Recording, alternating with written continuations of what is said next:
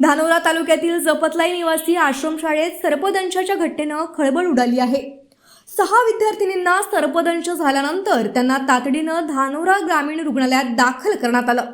प्रकृती गंभीर झाल्यानं पुढील उपचारासाठी त्यांना गडचिरोली जिल्हा सामान्य रुग्णालयात हलवण्यात आलं।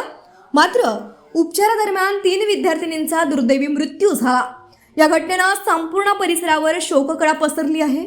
दरम्यान उर्वरित विद्यार्थिनींपैकी एका विद्यार्थिनीची प्रकृती अत्यवस्थ झाल्यानं प्रशासनानं युद्धपातळीवर हालचाली सुरू केल्या। जिल्हा प्रशासन, पोलीस आणि आरोग्य विभागाच्या समन्वयातून वेळ न दवडता तातडीचा निर्णय घेण्यात आला। गंभीर विद्यार्थिनीला अधिक चांगल्या उपचारांसाठी हेलिकॉप्टरच्या माध्यमातून नागपूर येथील शासकीय वैद्यकीय रुग्णालयात आकाशमार्गे हलविण्यात आलं। तिच्या प्रकृतीकडे आता सर्वांचं लक्ष लागलं आहे। या हृदयदायक घटनेच्या पार्श्वभूमीवर सर्पदंश झाल्यास कोणत्याही प्रकारच्या अंधश्रद्धेला बळी न पडता रुग्णाला तात्काळ जवळच्या रुग्णालयात दाखल करावं असं आवाहन पोलीस अधीक्षक एम रमेश यांनी केलं आहे। वेळेवर वैद्यकीय उपचार मिळणं हे सर्पदंशाच्या रुग्णांसाठी अत्यंत महत्त्वाचं असल्याचं त्यांनी स्पष्ट केलं।